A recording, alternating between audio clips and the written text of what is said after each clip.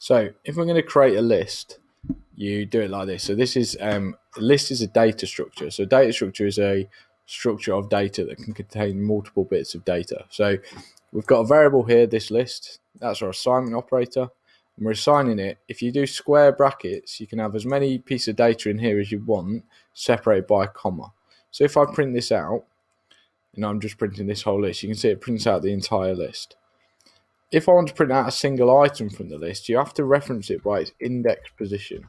So if I do index position 0, that's apple, because apple's at position 0 in the list. Banana's at position 1, cherry's at position 2. So if I do 2, that's going to be cherry. If I do 3, common mistake, because people forget it starts counting at 0, 3 would know as an out of range error. Here you go, look, list index out of range, because there isn't anything at position 3 in my list. We can also add to the list.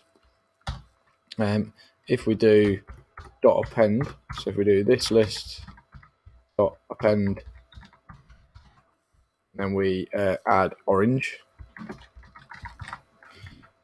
If I change that to just print out the list, you can see at that point the list won't have orange in, but then after that line the list will now have a third item in, or a fourth, depending on whether you count from 0. Okay, so that's how you add to the list.